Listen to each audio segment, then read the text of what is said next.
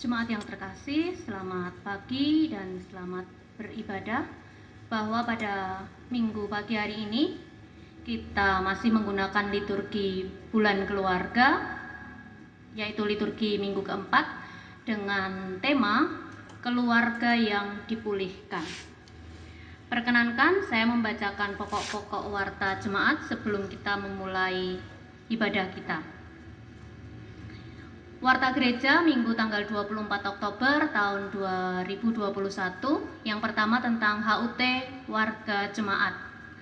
Majelis dan jemaat mengucapkan selamat ulang tahun di minggu ini kepada yang pertama Saudari Bernike Realita Willa Febe Prakosa, berulang tahun pada tanggal 27 Oktober dari kelompok 4. Dan yang kedua adalah Ibu Sugiyarti pada tanggal 29 Oktober. Berikutnya, ibadah minggu di GKJ Ambarawa. Berdasarkan keputusan Pleno September, Pleno Majelis GKJ Ambarawa memutuskan bahwa mulai bulan Oktober 2021, ibadah minggu di GKJ Ambarawa akan dilayankan 2 kali, di pagi hari pukul 7 dan sore pukul 16.30, dan di Pepantan Banyu Biru dilaksanakan pada pukul 8. Rapat Pleno Majelis GKJ Ambarawa. Pada hari Senin 25 Oktober 2021, Majelis GKJ Ambarawa akan melaksanakan rapat Pleno Majelis yang bertempat di GKJ Ambarawa, Pepantan Banyu Biru, dan dimulai pada pukul 17. Mohon perhatian, juga dukungan, serta doa dari seluruh warga jemaat. Tuhan memberkati. Warga baru GKJ Ambarawa. Majelis GKJ Ambarawa telah menerima surat permohonan menjadi warga GKJ Ambarawa atas nama Ibu Kristina Puji Lastiti yang akan masuk ke kelompok 1. Mohon perhatian bagi seluruh warga jemaat. Pelayanan baptis dewasa. Pada ibadah hari Minggu pagi tanggal 24 Oktober 2021 di GKJ Ambarawa akan dilayankan baptis dewasa atas nama Saudara Gunawan Adi Saputro. Mohon perhatian juga dukungan serta doa dari semua warga jemaat. Dan warta terakhir tentang anggota Majelis Lereh. Pada bulan Desember 2021 akan ada anggota majelis yang lereh atau habis masa bakti, yakni yang pertama Bapak Ponco Setioyuni, yang kedua Ibu Sri Lestari MC, yang ketiga almarhum Bapak Slamet Pujianto, yang keempat Bapak Agustinus Suratno, kelima Bapak CHR Trianto Sutrisno, keenam Bapak Budi Haris Purwanto, dan terakhir Ibu Esther Agustina. Untuk itu dibutuhkan beberapa calon majelis, yakni dari kelompok 1 sejumlah 1 orang, dari kelompok 2 sejumlah 1 orang, dari kelompok 3 sejumlah 1 orang, dari kelompok 5 sejumlah 1 orang, dan dari Pepantan Banyu Biru sejumlah 4 orang. Mohon dukungan doa dari seluruh warga jemaat. Tuhan memberkati. Demikian Jemaat Milik Tuhan Warta Gereja untuk edisi Minggu 24 Oktober 2021. Mari kita masuk saat teduh untuk mempersiapkan hati kita masuk dalam panggilan beribadah. Dipersilahkan untuk bersaat teduh beberapa saat.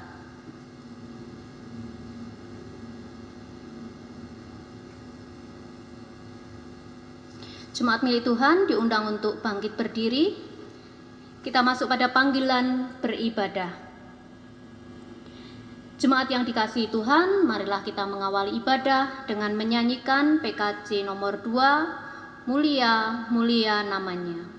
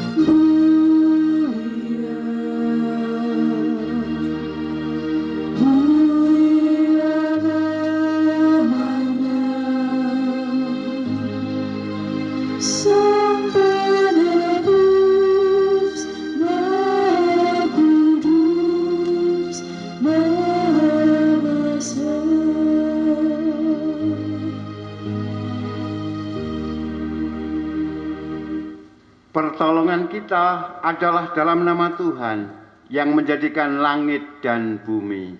Amin. Kasih karunia dan damai sejahtera dari Allah Bapa dan Tuhan kita Yesus Kristus menyertai saudara. Dan menyertai saudara juga. Dipersilahkan duduk.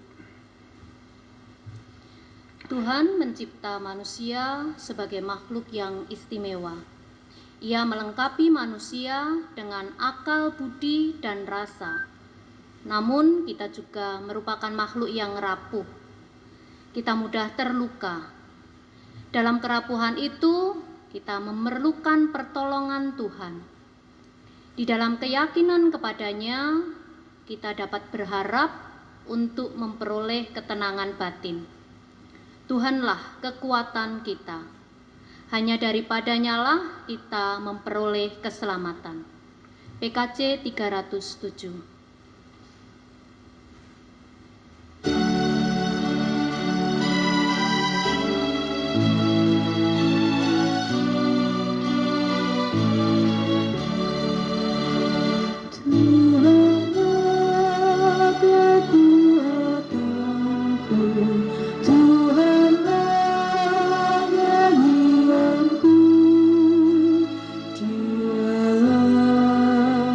Keselamatanku jika Dia di pihakku, terhadap siapakah ku gentar?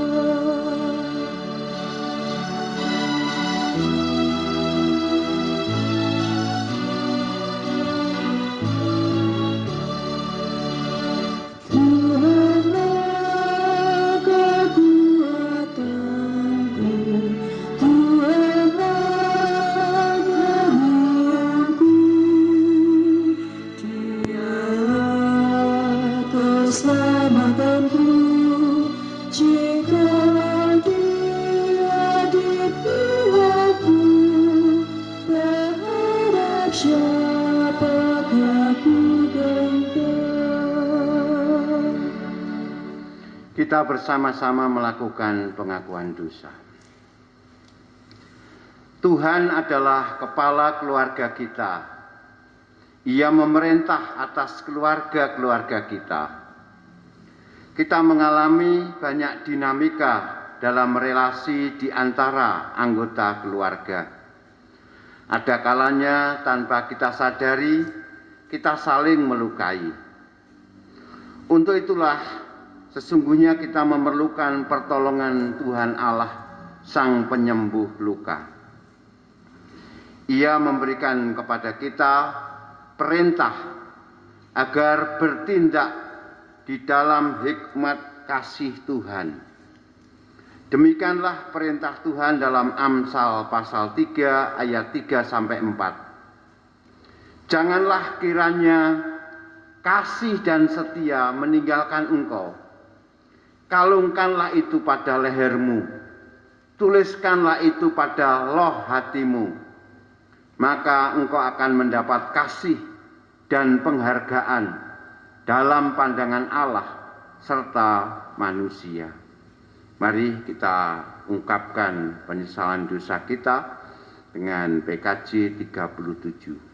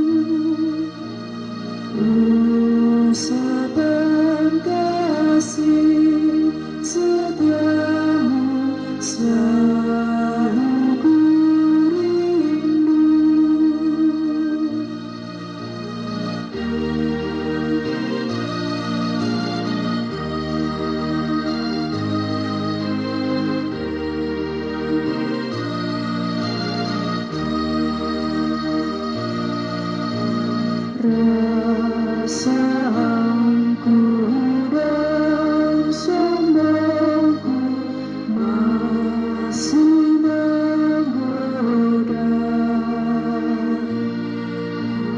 Iri hati dan benciku kadang menjelma.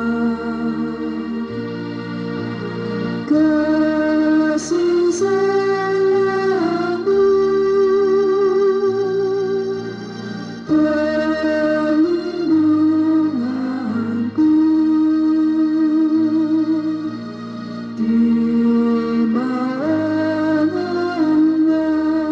sayapmu, damai hatiku.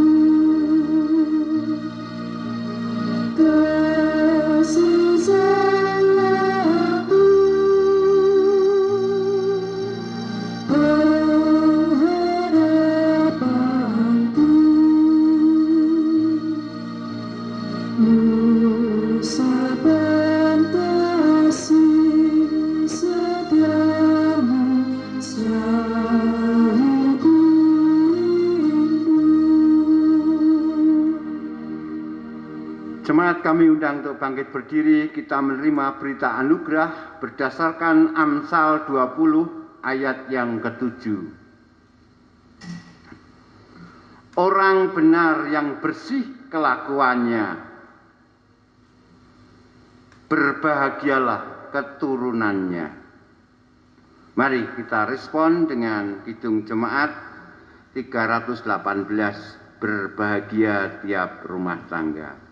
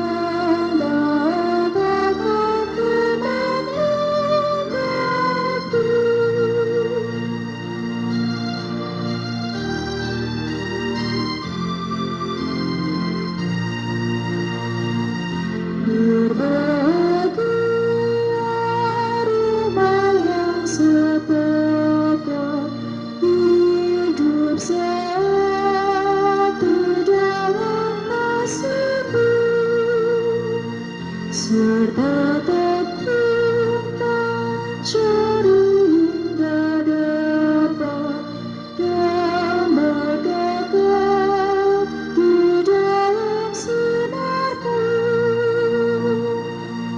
di mana suka duka kan dibagi, ikatan kasih semakin teguh. Dibuat Tuhan tidak ada lagi yang dapat memberi berkat baru. Jemaat dipersilahkan duduk. Lektor akan melakukan bacaan leksionari. Dipersilahkan.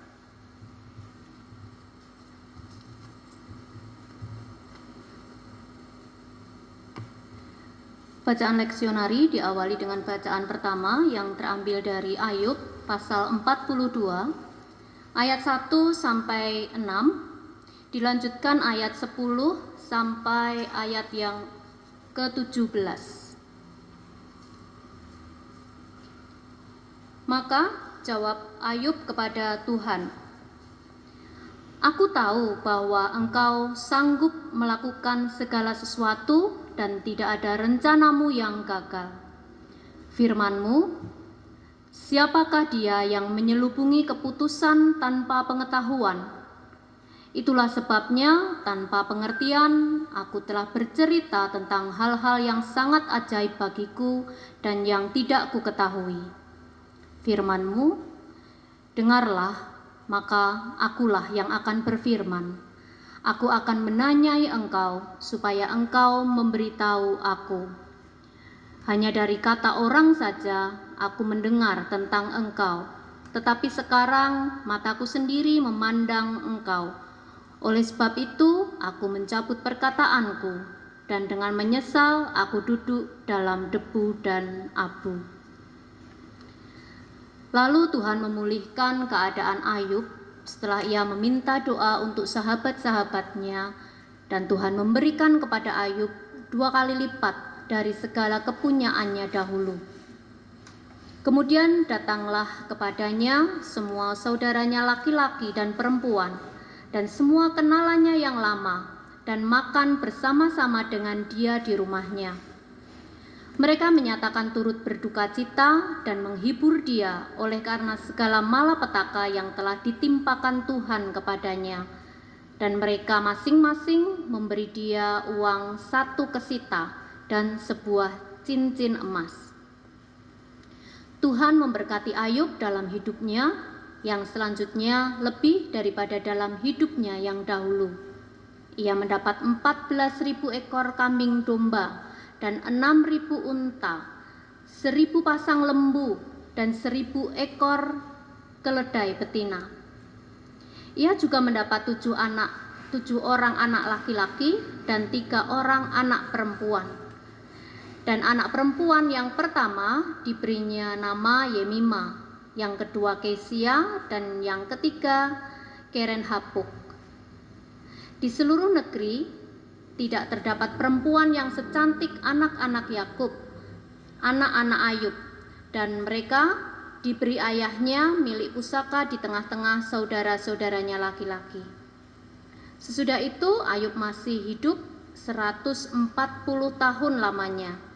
Ia melihat anak-anaknya dan cucu-cucunya sampai keturunan yang keempat. Maka matilah Ayub, tua dan lanjut umur. Demikian bacaan leksionari yang pertama, dan Mazmur tanggapan dari Mazmur 34. Mazmur 34 ayat 1 sampai 8. Dari Daud, pada waktu ia pura-pura tidak waras pikirannya di depan Abimelek, sehingga ia diusir lalu pergi. Aku hendak memuji Tuhan pada segala waktu, pujian-pujian kepadanya tetap di dalam mulutku. Karena Tuhan jiwaku bermegah, biarlah orang-orang yang rendah hati mendengarnya dan bersuka cita. Muliakanlah Tuhan bersama-sama dengan aku. Marilah kita bersama-sama memasyurkan namanya. Aku telah mencari Tuhan, lalu ia menjawab aku dan melepaskan aku dari segala kegentaranku. Tujukanlah pandanganmu kepadanya, maka mukamu akan berseri-seri dan tidak akan malu tersipu-sipu. Orang yang tertindas ini berseru, dan Tuhan mendengar. Ia menyelamatkan dia dari segala kesesakannya. Malaikat Tuhan berkemah di sekeliling orang-orang yang takut akan dia, lalu meluputkan mereka. Dilanjutkan dengan bacaan yang kedua, terambil dari Ibrani pasal yang ke-7, ayat 23 sampai dengan 28. Ibrani 7 ayat 23 sampai 28. Dan dalam jumlah yang besar mereka telah menjadi imam, karena mereka dicegah oleh maut untuk tetap menjabat imam. Tetapi Karena ia tetap selama-lamanya, imamatnya tidak dapat beralih kepada orang lain. Karena itu ia sanggup juga menyelamatkan dengan sempurna semua orang yang oleh Dia datang kepada Allah. Sebab ia hidup senantiasa untuk menjadi pengantara mereka. Sebab imam besar yang demikianlah yang kita perlukan, yaitu yang saleh, tanpa salah, tanpa noda, yang terpisah dari orang-orang berdosa dan lebih tinggi daripada tingkat-tingkat surga, yang tidak seperti imam-imam besar lain yang setiap hari harus mempersembahkan korban untuk dosanya sendiri, dan sesudah itu barulah untuk dosa umatnya. Sebab hal itu telah dilakukannya satu kali untuk selama-lamanya, ketika ia mempersembahkan dirinya sendiri sebagai korban. Sebab hukum Taurat menetapkan orang-orang yang diliputi kelemahan menjadi imam besar, tetapi sumpah yang diucapkan kemudian daripada hukum Taurat menetapkan anak yang telah menjadi sempurna sampai selama-lamanya.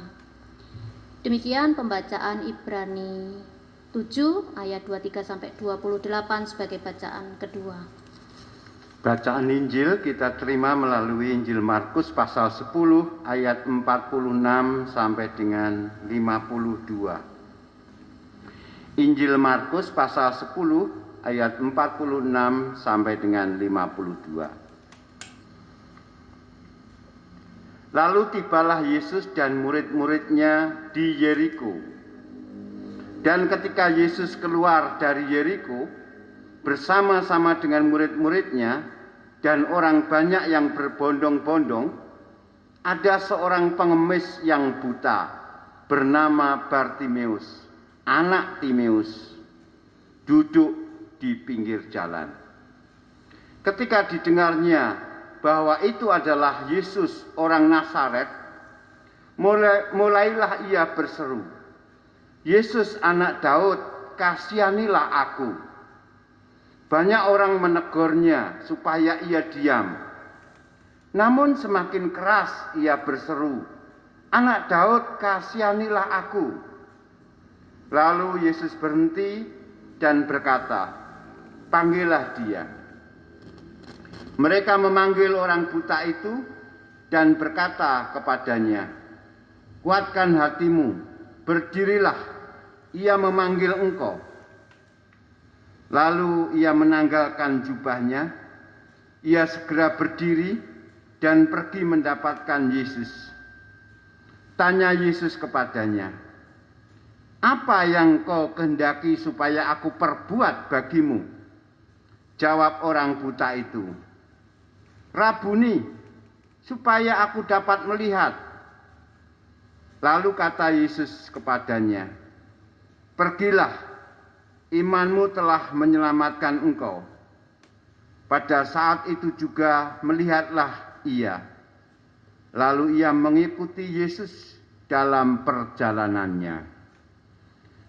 Yang berbahagia ialah mereka yang mendengarkan firman Allah dan yang memeliharanya. Haleluya. Jemaat kekasih Tuhan Yesus Kristus, di minggu ketiga bulan keluarga ini kita disodori tema keluarga yang dipulihkan. Jadi ini mengingatkan kepada kita semua yang masih ragu akan pemulihan Allah, kita diyakinkan kembali diri kita, keluarga kita akan dapat menerima kasih Allah berupa pemulihan. Bapak Ibu yang terkasih dalam Kristus Yesus, akhir kisah Ayub yang kita terima di minggu ini sungguh menjadi kelegaan bagi setiap orang percaya. Karena di akhir kisah Ayub kita bisa melihat bagaimana Allah memulihkan keadaan Ayub. Jadi di tengah-tengah kondisi Ayub yang rapuh, kehilangan materi, kehilangan kepercayaan teman, bahkan kehilangan anak, kehilangan sahabat. Lalu Ayub mencoba mencari Allah. Ayub tak henti-henti berjuang, terus mencari. Ia ingin mengerti apa sih yang menjadi kehendak Allah. Jadi kitab Ayub ini sungguh memberi pengharapan yang kuat kepada kita, karena menyadarkan kompleksitas kehidupan alam semesta ini. Di satu sisi ada keteraturan, ada hukum Allah, tapi di sisi lain kita bisa melihat ada kekacauan. Di satu sisi dunia ini begitu indah, luar biasa, mengagumkan, tapi juga dunia ini terasa liar dan sangat berbahaya.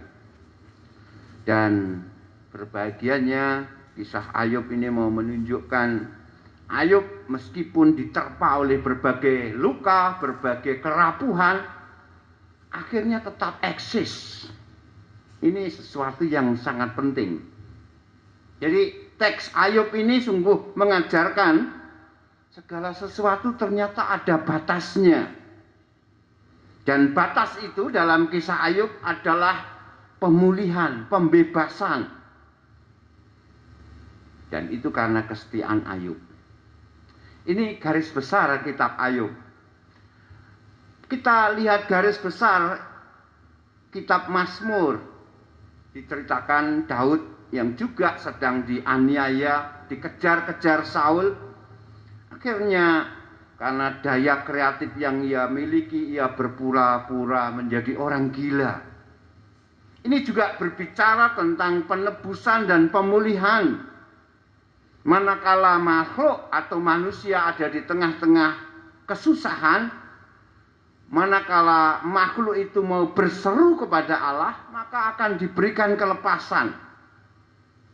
Jadi mereka yang mencari Allah, berseru kepada Allah, akan melihat, akan mengecap, akan merasakan kalau Tuhan itu baik.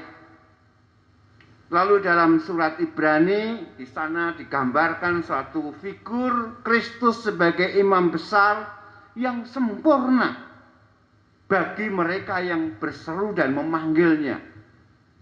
Dan terlebih dalam Injil Markus kita bisa melihat suatu kesimpulan, Yesus menjawab kerapuhan penglihatan Bartimius dan memberikan kesembuhan sebagaimana yang diinginkan. Ini global atau inti dari 4 bacaan. Mari kita lebih dalam melihat bagaimana Ayub bisa mendapatkan pemulihan. Ini yang terpenting bagi kita. Supaya keluarga kita juga mampu bertahan mencari Allah dan mendapatkan pemulihan Allah. Bapak Ibu yang terkasih, di sepanjang kitab Ayub di sana bercerita tentang upaya Ayub untuk mencari jawaban Allah. Dan Ayub mengakui ketidaktahuannya. Allah pencipta, Ayub menyadari dirinya makhluk. Ayub tidak pernah menerima jawaban langsung atas pertanyaan yang terjadi atas dirinya. Kalau teman-teman Ayub mengatakan kamu mengalami hal itu karena keberdosaanmu, tinggal akuilah keberdosaanmu. Namun Ayub tetap berpendapat bukan dosanya yang menjadi penyebab penderitaannya, tetapi keagungan Allah yang membuat penderitaan itu tampak, dialami, dirasakan. Kita tahu pasal 1 di sana ada tantangan iblis untuk menguji kesalehan Ayub. Jadi secara garis besar dari pencarian Ayub, Ayub lebih mendapati Allah itu tidak hanya sebagai kekuatan atau kekuasaan, tetapi Ayub memahami Allah itu didefinisikan sebagai kasih. Jadi Allah Ayub itu memiliki belas kasih lebih daripada kekuatan atau kekuasaannya. Belas kasih Allah itu akan dicurahkan bagi hambanya yang setia untuk mencarinya. Dan di bab terakhir, di pasal terakhir kisah Ayub, sungguh kita melihat penulis kitab Ayub ini mengikat sesuatu dengan ending yang sangat membahagiakan dan menyelesaikan semua penderitaan Ayub, sehingga Ayub kembali menerima pemulihan mulai dari harta bendanya, anaknya, relasi-relasinya sebagai pengganti kesetiaannya. Jadi Bapak Ibu, kalau kita lihat kitab Ayub ini sebenarnya adalah teks yang sangat radikal. Kitab ini tidak pernah sepenuhnya menjawab masalah hubungan antara kejahatan dan penderitaan. Teks ini mau mengakui bahwasanya alam semesta ini tadi dikatakan ada hukum Allah teratur, harmonis, tetapi juga ada kemungkinan tiba-tiba terasa kacau balau. Jadi alam semesta ini bisa terlihat indah, tetapi ternyata juga berisi lubang-lubang kekacauan. Dan yang tentunya bagi mereka yang merasa atau menganggap kebenaran dirinya itu sebagai jaminan, maka akan mendapati kekecewaan. Karena apa? Ternyata kebaikan tidak langsung menyebabkan kemakmuran atau kelimpahan. Pelaku kejahatan bisa kita lihat hidup nyaman dan aman, meskipun ia melanggar hukum Allah. Di sini sesuatu yang kadang-kadang membuat kita melihat ada lubang-lubang kekacauan dalam kehidupan ini. Dan celakanya Bapak Ibu, dalam kitab Ayub ini, dalam kasus Ayub ini, berbeda dengan pandangan Kristen, tidak ada pengharapan kehidupan setelah kematian. Itu tidak diandalkan dalam kitab ini. Jadi yang diandalkan adalah ya selama hidup ini di dunia ini. Jadi ketika hidup di dunia ini ia merasakan penderitaan atau tantangan, dia harus menjalani itu dengan ketenangan dan kesetiaan supaya tetap memiliki pengharapan. Dan kesetiaannya itu berbuahkan hasil yang luar biasa. Karena sepanjang kitab Ayub diceritakan Ayub tetap bertahan. Ayub terus mencari Allah meskipun ada di tengah-tengah kegelapan hidup. Dan akhirnya dia menemukan penebusan. Akhirnya dia mendapatkan pemulihan. Ya, kalau boleh disejajarkan, Ayub meyakini apa yang ditulis oleh Paulus dalam kitab Roma. Dalam kitab Roma, Paulus mengatakan dalam keyakinannya bahwa Allah turut bekerja untuk mendatangkan kebaikan bagi orang-orang percaya. Meskipun ada tantangan, meskipun ada pergolakan hidup.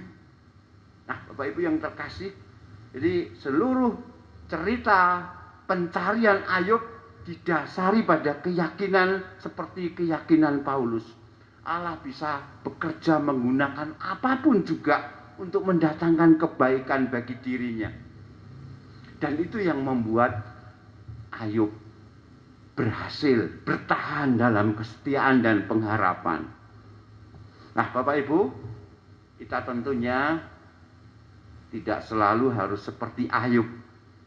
Pemulihan, penebusan atau penyembuhan Allah tidak harus selalu berarti pemulihan dalam aspek ekonomi atau fisik kita. Tetapi pemulihan Allah bisa berupa kekuatan spiritual, kekuatan emosional, jiwa kita yang tidak luka karena penderitaan, sehingga kita mampu menghadapi tantangan-tantangan itu. Jadi Allah dalam kitab Ayub ini dinyatakan sedang bekerja untuk menyembuhkan dunia ini memanggil kita untuk selalu mencari Allah. Dan upaya itu harus diiringi dengan tindakan yang selaras dengan kemungkinan-kemungkinan yang diberikan oleh Allah di tengah kesulitan hidup. Jadi Bapak Ibu, kita disadarkan bahwasanya di tengah-tengah kesulitan hidup itu Allah memberi daya kreasi kepada kita untuk melihat kemungkinan-kemungkinan yang bisa kita kerjakan. Jadi Allah mengundang kita, memanggil kita agar kita menerima energi dari Allah, agar kita sampai pada pemulihan atau penyembuhan itu. Ini kisah Ayub. Ini yang menjadi suatu kitab yang seringkali menghibur dan menguatkan kita. Karena kisah ini sangat tragis, tetapi berakhir dengan kebahagiaan yang penuh. Bapak Ibu, mari kita sekarang melihat bagaimana kesulitan yang dihadapi oleh pemazmur, diceritakan tadi Daud. Sekali lagi, sama seperti Ayub, pemazmur mendorong setiap orang agar mau berseru, agar selalu mengarahkan dirinya pada Allah. Karena di sanalah ada keselamatan, ada penebusan dan pembebasan. Dikatakan dalam Mazmur, mereka yang berseru kepada Allah akan mendapatkan jawaban. Kejadiannya sama seperti Ayub. Ayub selalu mencari, mengarahkan dirinya pada Allah dan akhirnya menerima jawaban.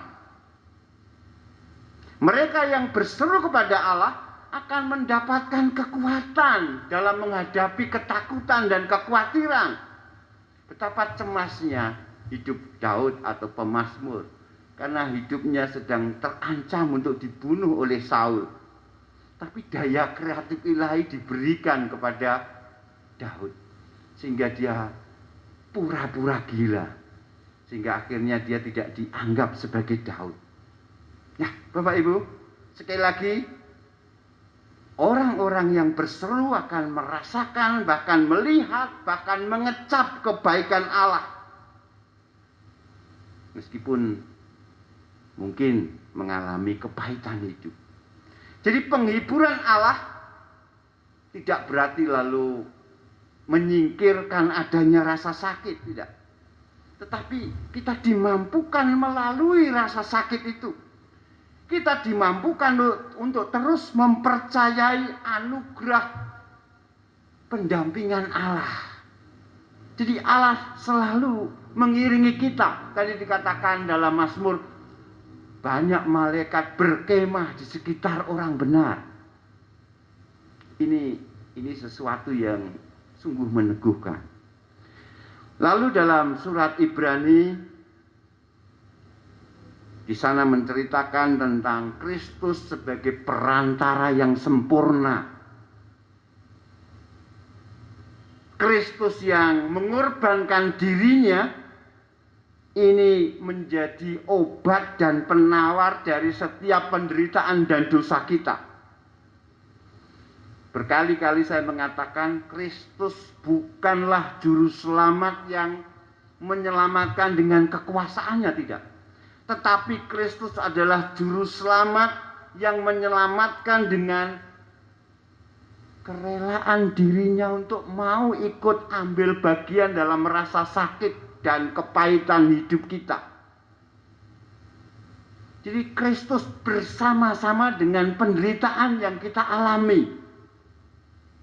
Dan karena Kristus yang bersama-sama dengan kita dalam penderitaan kita, maka Ia mampu menjangkau kita, mampu menjamah kita, dan menyembuhkan kita.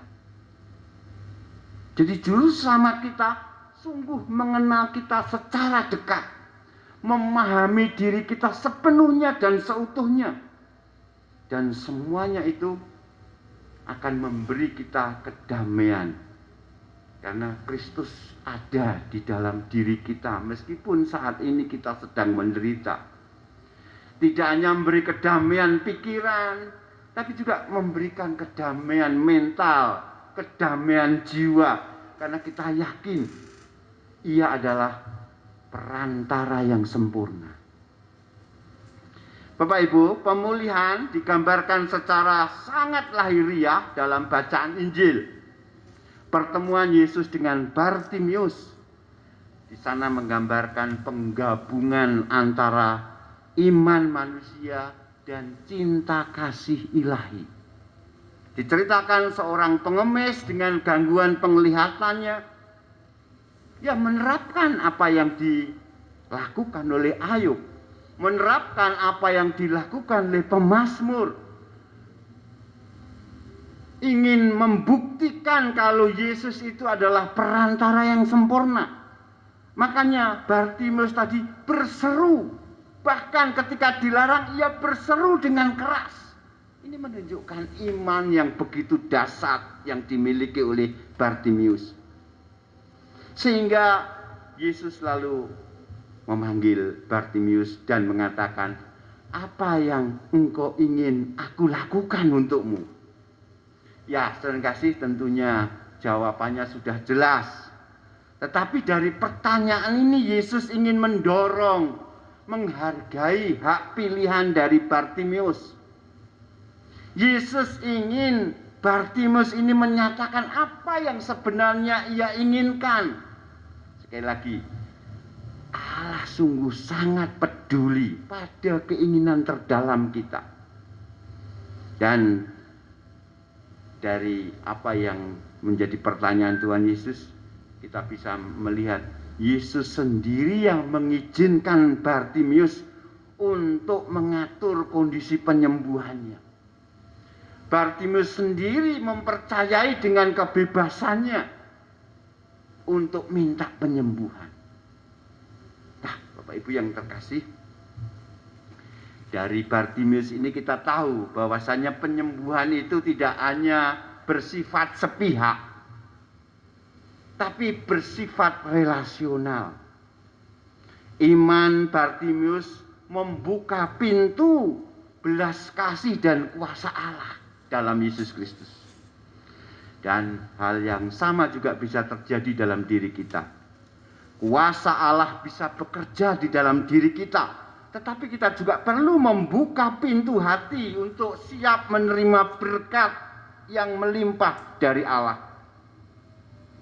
Sehingga dalam cerita tadi ketika Bartimius sudah menyatakan kebutuhannya, Yesus selalu menyembuhkannya. Dan itulah yang membuat Bartimius lalu mengikuti Yesus. Nah, saudara kasih, dalam Kristus Yesus, kita semua sama seperti Bartimius dalam kehidupan ini membutuhkan kasih yang dicari oleh Ayub, kasih yang dicari oleh pemazmur, kasih yang sempurna dalam imam besar Yesus Kristus. Ayub tidak putus asa untuk mencari jawaban Allah. Ayub tekun dalam mencari dan ketekunannya terbayar. Pemazmur juga memanggil dan berseru kepada Allah tanpa putus asa. Dan ia menemukan kehadiran juru selamatnya secara gamblang, secara indrawi, persis seperti yang dirasakan oleh Bartimius. Nah, saudara kasih, dalam Kristus Yesus, itulah rahasia bagaimana keluarga kita bisa menerima pemulihan, menerima jawaban dari setiap luka dan kerapuhan kita. Kisah Ayub menyadarkan kita, kehilangan harta benda bisa merapuhkan jiwa. Kehilangan kepercayaan teman bisa merapuhkan jiwa. Kehilangan kepercayaan istri itu juga bisa merapuhkan jiwa. Kehilangan kesehatan itu juga bisa merapuhkan jiwa. Namun akhirnya semuanya dipulihkan oleh Allah. Karena Ayub sungguh setia. Kita membutuhkan kekuatan yang seperti itu dalam kehidupan kita semua. Amin. Satu tunduk kita.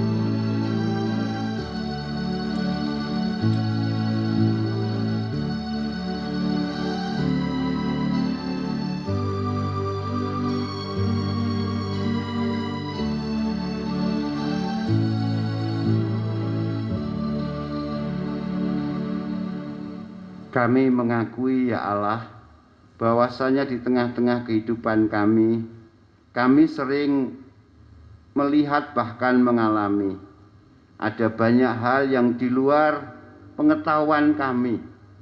Ada banyak peristiwa yang di luar dugaan hidup, sehingga kami tidak merespon secara benar. Kami seringkali larut dalam luka hati kami. Kami seringkali lemah dalam kerapuhan kami. Kami tidak bersandar dan tidak mengandalkan Engkau. Dan kami tidak menerima pemulihan daripadamu.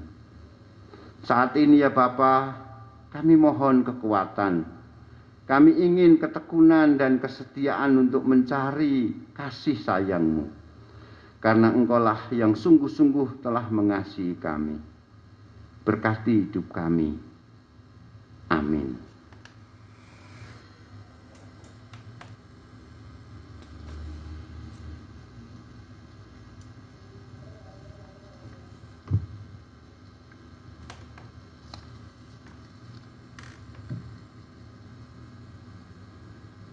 Jemaat kami undang untuk bangkit berdiri.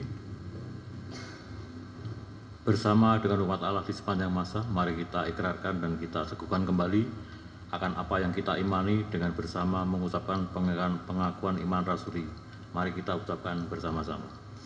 Aku percaya kepada Allah, Bapa yang Maha Kuasa, Khalik langit dan bumi, dan kepada Yesus Kristus, Anak yang tunggal Tuhan kita, yang dikandung daripada Roh Kudus, lahir dari anak darah Maria, yang menderita di bawah pemerintahan Pontius Pilatus, disalibkan, mati dan dikuburkan, turun dalam kerajaan maut.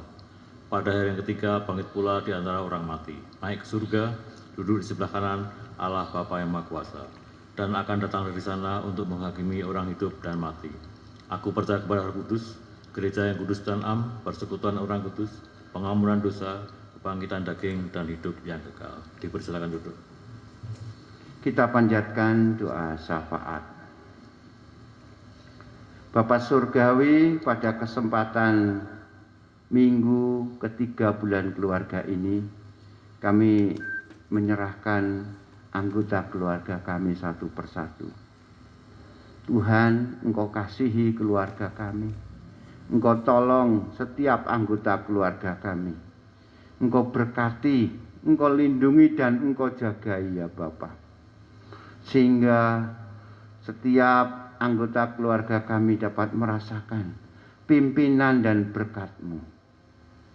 Dengan demikian kami dapat bersama-sama bersyukur sebagai keluarga yang Engkau berkati. Tuhan, kami juga menyerahkan kehidupan bersama kami di tengah-tengah masyarakat. Kuatkan dan mampukan kami.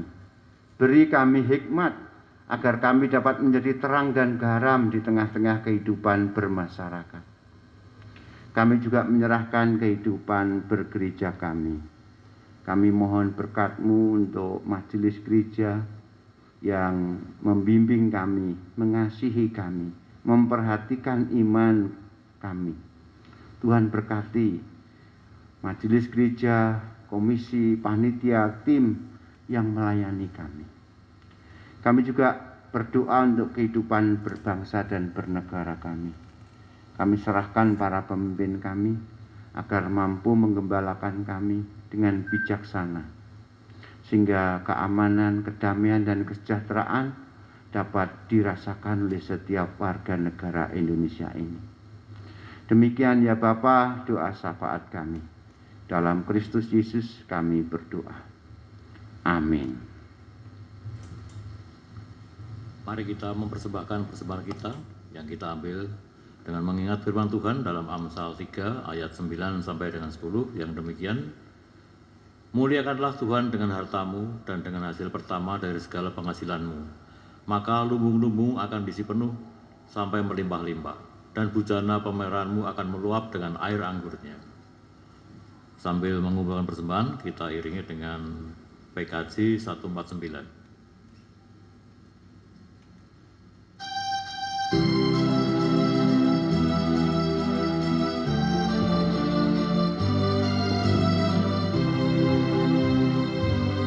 Puja syukur para Tuhan. diselamatkan olehnya. Selambungkan lagu baru, selambungkan lagu baru baginya. Kami mohon untuk bangkit berdiri. Mari kita bawa persembahan dalam doa. Terima kasih Tuhan, pagi ini Engkau telah memberikan kesempatan kepada kami semua untuk mengucapkan syukur atas berbagai hal dalam kehidupan kami, yang mana pada hari ini khususnya kami sudah menerima firman Tuhan, di mana segala kehidupan kami akan kami serahkan kepada Tuhan sebagai andalan kami dalam menjalani hidup, dan juga kami akan selalu memampukan diri kami dalam setia kepada Tuhan. Dan juga Tuhan, kami akan ucapan syukur juga akan kami layangkan, di mana kami kesempatan pagi hari ini mengucapkan syukur melalui persembahan, kiranya Engkau sucikan dan dapat berguna bagi kebesaran kerajaan-Mu di bumi, serta pengelola persembahan kiranya Engkau beri kebijaksanaan dalam mengelola agar bermanfaat bagi pelayanan-Mu di gereja Ambaraba. Dan kiranya Tuhan mengampuni dosa dan kesalahan kami apabila kami dalam mengaturkan persembahan terselip dosa dan kesalahan. Dan doa-doa permohonan kami akan kami sempurnakan dalam doa yang diajarkan oleh Bapa kepada kami, dalam doa Bapa kami di surga, dikuduskanlah namamu, datanglah kerajaan-Mu, jadilah kehendak-Mu di bumi seperti di surga. Berikanlah kami pada hari ini makanan kami yang secukupnya, dan ampunilah kami akan kesalahan kami, seperti kami juga mengampuni orang yang bersalah kepada kami. Dan janganlah membawa kami dalam pencobaan, tetapi lepaskanlah kami daripada yang jahat. Karena Engkau-lah yang mempunyai kerajaan dan kuasa dan kemuliaan sampai selama-lamanya. Amin. Kita menerima pengutusan dan berkat.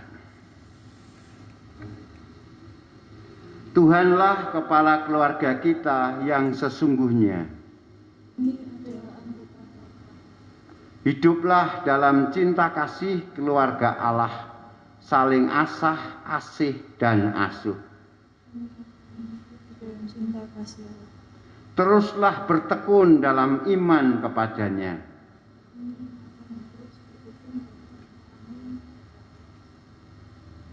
Syukur kepada Allah. Terimalah berkat Tuhan. Tuhan memberkati saudara dan melindungi saudara.